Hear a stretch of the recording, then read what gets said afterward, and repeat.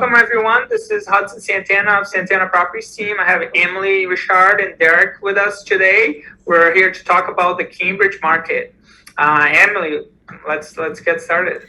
All right. So right now we're looking at data in Cambridge, comparing I can't use words. Sorry. We're looking at data in Cambridge comparing from January to October 4th of this year to last year.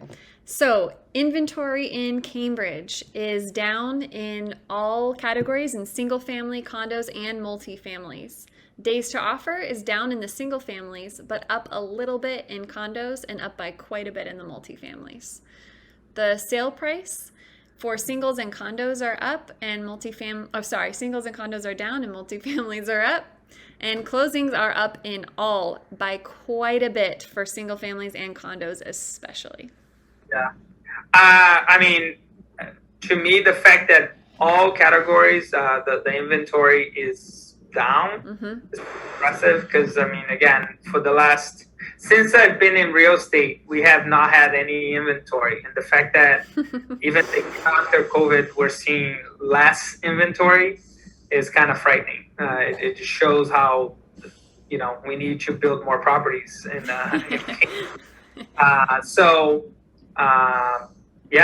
far as the days to offer, as you can see, 20 days to offer on single families. That's a very low number, especially when it comes to a town like Cambridge, where, look, the average price for a single family is $2,076,000, right? We're talking about a decent amount of money. The fact that when you look at all the properties that are on the market, it's only taking 20 days for those properties to get an offer accepted. It's a very low number. Because they don't have even close to as many buyers as a $1 million or $700,000 property would have. Exactly. Granted, and that's probably where the Cambridge becomes an exception, being like a world-renowned city, right? And with the visibility from, a lot of visibility in other countries, and people that are sending their kids or coming to the universities themselves, right? So, but again, a very impressive low number, 20 days to offer.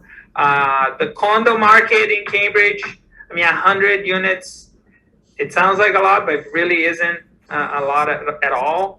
29 days to offer, that is a more balanced number. It's still a really good number for sellers, but I think that's kind of a healthier number, thinking that when you look at a lot of buyers are probably out there looking for properties, and gives them a better chance.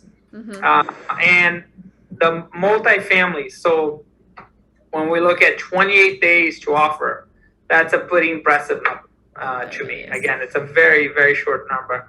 And looking at the average price for a multifamily now in Cambridge is over $2 million. That's just an insane number. So, and the fact that the closings are up in all of them by quite a lot. Like, these are not anything to look down about. These are a lot of homes selling this year. Yeah, and I will say, again, on comparing to last year, right? Like being like COVID, I think this is an encouraging number, because we are seeing that the downtown market is bouncing back, right? I think a lot of people are now okay purchasing a condo, and I'm seeing a lot of businesses now basically telling their employees that they're going to expect them to be at the office at least 3 days a week, right? Which people to know that, yes, it sounds wonderful to buy a little single family in the suburbs, but do you really want to be, an hour in traffic, right? Are you going to be okay not being able to walk to your favorite cafe or restaurant, right? So yeah, there was a lot of speculation whether it would bounce back or not. A lot of people were saying that, people are not going to want to live in the cities anymore, but you can't deny how great city life is, and people still know it. Especially, we're talking about Cambridge, right? Let's talk about a city that pretty much has everything. University, amazing food scene, amazing cafes and parks for kids. And it's very rare to see like sale price drop 2% year over year in Cambridge. So I'm sure people want to take advantage of that. Yeah. That's true. Again, I will say with the prices, right? Like when we look at like even the single family, the 9% or 2%, I wouldn't pay too much attention to that because it really could be the fact that we either had some properties that happen to be less expensive that happen to close, or a lot of the time you'll see one property that was price, that was a really high price point. That to me just shows that like the prices are staying stable. And the good news is that we're seeing a lot more closing, so there is a lot more demand.